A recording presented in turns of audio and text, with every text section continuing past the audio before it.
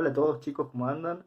Mi nombre es Juan Ignacio Kravchik, soy un profe de lengua y literatura y en la clase de hoy vamos a hablar acerca de lo que es el lenguaje connotativo y el lenguaje denotativo, a manera de poder introducirnos en lo que es la poesía. Hoy voy a estar grabando desde acá porque están todos los días muy nublados y no hay mucha luz y este es el lugar donde tengo más luz en toda la casa, así que bueno, espero que se vea bien, estoy teniendo un celular con la mano, así que se va a mover un poco. Bueno, espero que estén todos bien y empezamos con la clase de hoy, ¿eh?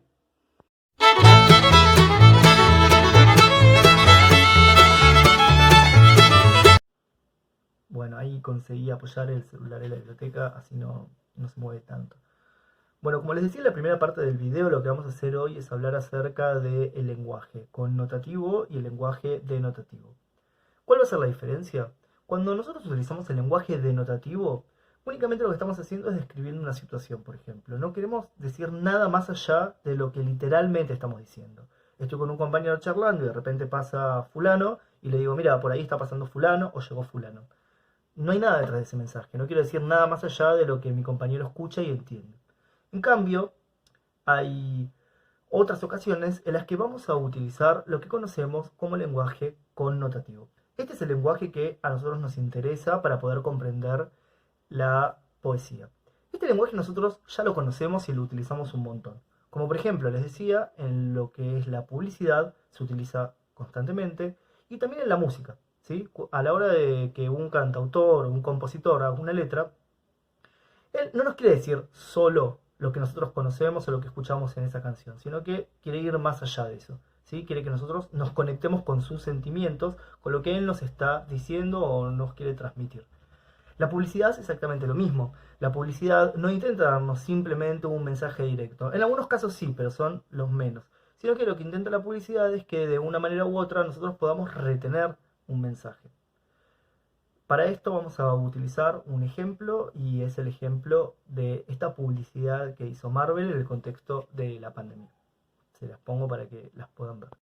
Por ejemplo, en esta publicidad de Marvel, nosotros primero tendremos que conocer los personajes que corresponden a Marvel, como el caso de Iron Man, el Capitán América, Spider-Man o Thor, que son los que utilizaron para esto, para poder entender la leyenda que dice abajo, que no necesitamos de ninguno de estos superhéroes para salvar al mundo, lo único que necesitamos es quedarnos en casa. Acá el lenguaje connotativo solo se puede entender a través de saber que estos símbolos, estos dibujos representan superhéroes y en el contexto de la pandemia actual en la que estamos. Bueno, de la misma manera que Marvel hizo esta publicidad y que nosotros la podemos entender basados en el contexto que nos está pasando ahora y que quizás un chico dentro de 20 años, cuando ustedes sean adultos y les muestran esta publicidad, no la entienda, por qué quedarse en casa, bueno, van a tener que explicarle el contexto que ustedes sí van a entender porque ustedes transitaron esta pandemia al igual que yo y bueno, todos los que estamos ahora. Como les decía antes, no es el único lugar la publicidad en donde se utiliza eh, el lenguaje connotativo. También lo va a hacer en la música y en la poesía. Hay que destacar que nuestro país, en la Argentina, siempre fue muy reconocido por las publicidades. Siempre tuvo publicidades muy ingeniosas y publicidades muy divertidas. Un caso típico que se ve de la publicidad argentina, por ejemplo, que en realidad es un caso poco exitoso, es una publicidad que recuerda mucha cantidad de gente, pero que no consiguió su objetivo. Y es la publicidad de La Llama que Llama. Después les voy a dejar el link de un par de publicidades acá debajo del video, como para que puedan ir y verlas. Son publicidades muy buenas argentinas, se las recomiendo. Son divertidas además, de acá y de otros países también les dejo. Y esta publicidad de La Llama que Llama, obviamente, bueno, utilizando un animal autóctono de nuestro país, era una llama con un grupo de amigos que hacía bromas telefónicas. Obviamente era una compañía de telefónica. Resulta que esta publicidad trajo muchísimo éxito en nuestro país, todo el mundo la recuerda, era una publicidad muy divertida, pero al fin y al cabo nadie recordaba a qué empresa telefónica representaba. Entonces, por eso se la da como un ejemplo de una publicidad que no fue exitosa. Esta es una nota de color, como para que lo tengan en cuenta. O sea, fue sumamente exitosa porque a todo el mundo le gustó y todo el mundo la recuerda, había hasta merchandising de La Llama que Llama, pero nadie recordaba a qué compañía telefónica estaba representando, que al fin y al cabo es el objetivo principal de la publicidad.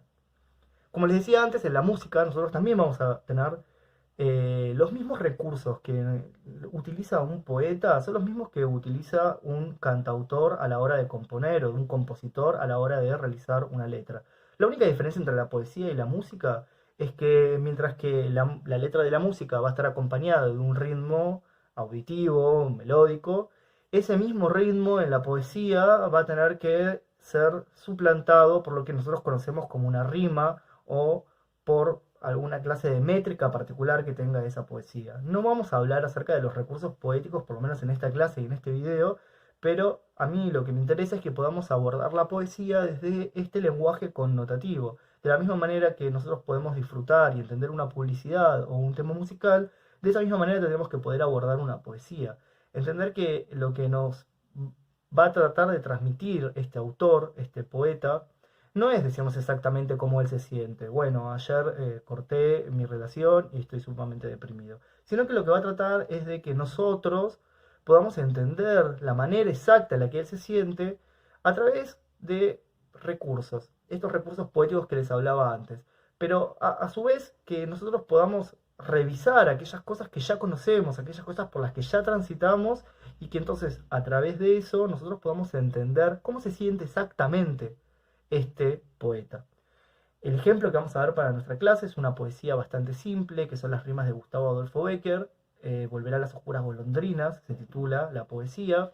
Y en esta poesía nosotros podemos ver cómo él siempre está realizando, el poeta, una comparación. O sea, entendemos que él perdió a un ser amado, a una persona que quería mucho. Y de alguna manera lo va a relacionar o va a hacer una analogía con las estaciones del año. Obviamente la primavera va a representar el amor. Es el momento en que las golondrinas están, en que él ve esas golondrinas. Pero sabe que eso va a pasar. Como todo en la vida, todas las situaciones felices y estables, en algún momento van a pasar, igual que las malas. Entonces, esa primavera va a pasar y esas golondrinas se van a ir y se van a ir a otro lugar. Y como esas golondrinas va a dar un montón de ejemplos. Pero la primavera va a volver, porque dentro de un año va a volver la primavera y va a volver todas esas sensaciones que él estaba viviendo. O sea, de alguna manera lo que él dice es, bueno, sí, es verdad, le está hablando a la persona que lo dejó o a la persona con la que ya no está. Está un poco despechado este autor en este poema, se nota que le dolió mucho. Y lo que le va a decir es que sí, sí, tenés razón, vas a volver a encontrar el amor, la vas a pasar bien con otra persona, vas a volver a sentir todas esas cosas emocionantes que uno siente en una relación o al principio de determinada relación, y todo eso te va a volver a pasar. Pero como te pasó conmigo, no te va a pasar nunca más con nadie. Como, bueno, de alguna manera lo que le está diciendo el autor es, está bien, vos estás eh, pensando que va a volver todas esas sensaciones y tenés razón, van a volver y las vas a volver a pasar porque es así la vida, son cíclicas las cosas que nos suceden, pero de la manera en la que le sucedió con él, nunca más le va a pasar en toda la vida. Un poco resentido. Bueno, espero que puedan volver a leer esta poesía, que de esta manera y con esta comprensión de lo que significa el lenguaje connotativo y denotativo, sobre todo con el lenguaje connotativo, que es el que nos compete para esta clase, puedan interpretar el resto de las poesías que les voy a estar dejando y que con eso puedan hacer el trabajo. Si tienen alguna duda, como siempre, me lo pueden dejar en el foro de las clases, acá en los comentarios de los videos. Espero que les haya gustado y nada, que nos veamos pronto en el esperado retorno a clases, que nadie sabe cuándo va a ser. Cuídense y hasta luego. Chau chicos.